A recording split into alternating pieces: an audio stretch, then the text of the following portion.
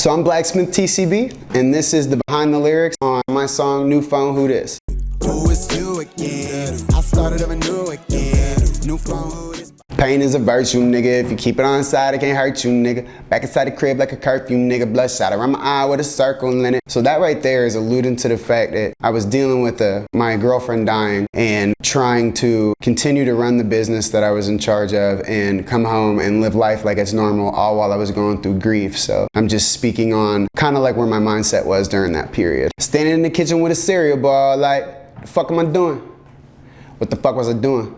I was looking for the milk in the fridge, but then I threw it. I wasn't getting very much sleep at the point in time, so I'd start to forget what I was doing. You know, I'd be getting cereal. I just had the bowl in my hand and forget what I was doing with it. It would get me frustrated, so I'd throw shit and stuff like that. I got heated because my neighbors keep running on the stairs and I'm trying to record and I don't want you to hear, but they're like, wait, cool, and I don't say anything. Plus, to put my trash out when I forget it's today. I used to have these neighbors that were super loud. There was a bunch of girls, like there's a bunch of kids up there, and they'd run up and down the stairs, specifically at the points of when I'm trying to record. If I forgot to take my trash out, they'd go and put it up on the side of the street. So I kind of was like, you know, they're kind of cool, even though they pissed me off. I just let it go, so I didn't say nothing just because they did me solids here and there, so I just let it ride. Stray cats on my porch, when I pull up, can't reach my door. Can't be mad cause they just babies. It's my fault cause I feed them more, and my chest gets heavy when I think about a girl that I knew. There's a floor in a room I refuse to use cause it's like, that whole rhyme scheme is speaking about when I would come home from work, I feed the stray cats outside. So I'd come in to the kitchen where the food was. The cabinet that we get the food from was where my girlfriend had passed away, or where I found her unconscious on the floor from an overdose. Never really liked being in that specific spot for a while because it just kind of hit me, you know, with emotion and stuff like that. So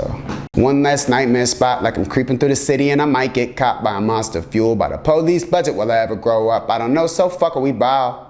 And your name keeps running when I try to recall, I'm saying. And so that rhyme scheme is speaking on, again, the spot on the floor being one last nightmare spot. I started going on these late night walks to kind of like clear my head. When you're late night, you know, walking around in the streets of a small town, sometimes you could be a target from the police. So I would always like, you know, be watching my back, just like waiting for somebody to fuck with me.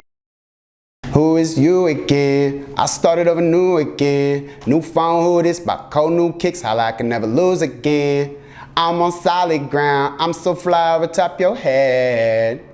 I forgot your name, but your face ring a bell. So the chorus bleeds into my second underlying meaning of the song. The first part's more about, you know, how I feel after going through this traumatizing experience that I had. I go into how I had changed my life around. I was in the midst of continuing my journey into changing me and being a better me. So how I did that was by cutting off all the people that I used to fuck with. So I started acting brand new. I just pretended like I ain't know nobody no more. And it helped me not get dragged down with the certain people I used to surround myself with. Caskets all of my friends' sizes. I watch them all fit inside them. I'm so lonely in this house. I might talk to my psilocybin. My lips, they still be smiling, but I can't feel excited. What's left of us still on that dust, when they go, I might bite it. With that rhyme scheme right there, I'm speaking on the fact that my girlfriend OD'd from fentanyl, and then I had a multitude of friends that year also OD from fentanyl. Caskets, all of my friends' sizes, is just alluding to the fact that a lot of my friends were passing away. And even though I stepped away from that lifestyle, the rest of my friends that were there were still in it. I'm counting down the friends until I have nobody left. Drip, drip, I let the faucet running, but then I dip. I'ma have to pay for that, but I ain't tricked, cause I make a lot of money being treated like shit. True story. I'd come home and I fucking left my bathroom sink running all day after working a 12, 13-hour day. I was the general manager of a restaurant, fairly successful. I made plenty of money to pay for it, so that was kind of how I kept myself from being upset at myself, as reminding I can afford to pay for it. But the people that choose to come to this spot,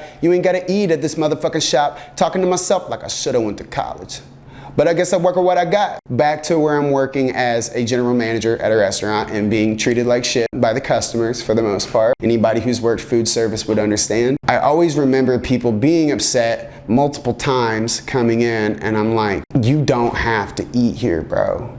If it's bad every time, wouldn't you just go somewhere else? That's just kind of like where my mindset was with that. Quite a few times during large rushes and customers complaining, my employees complaining, thinking, man, I should have went to college, but I didn't go to college and this is what I got, so I'm just gonna fucking work with it. I've been trying to sleep better, eat better, I need to be better. Can't say too much on the phone cause of the 3 letters. Paranoid, somebody wanting to see me eat letter. Put a little pill in my drink, give me a resetter. My whole rhyme scheme is talking about, I don't know if it's a healthy dose of paranoia that I have since, my old life. I'm a little paranoid, so I would just think, I gotta watch what I say on the phone, just because you never know who's listening. I felt like people would, I guess, drug me or something, or, fuck with my shit. I'd always just like make sure my drinks were in front of me, because you never know. And true story, I ate something I shouldn't have ate, and I got drugged. This shit was whack, bro. Don't eat cookies that ain't yours, you feel me?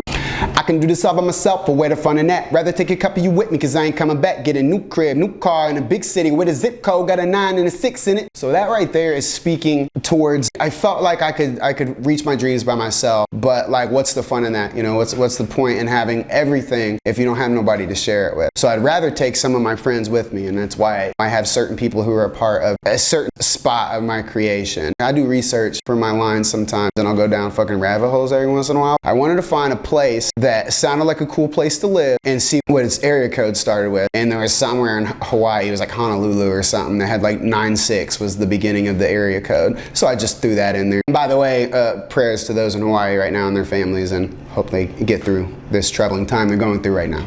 Watch how close they stand to me when I hold my trophy. I caught all these hoes from jail, but guess what? No one knows me. I spent time all by myself, I guess I'm also lonely.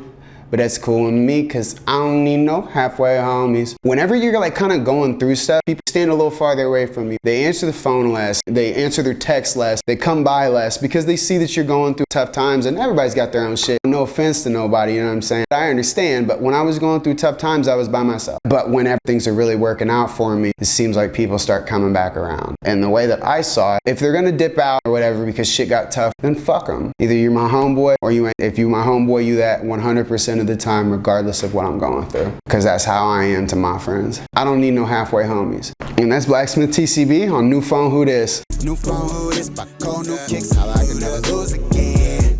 I'm on solid ground, I'm so fly over top your head. I forgot your name and your face ring a bell.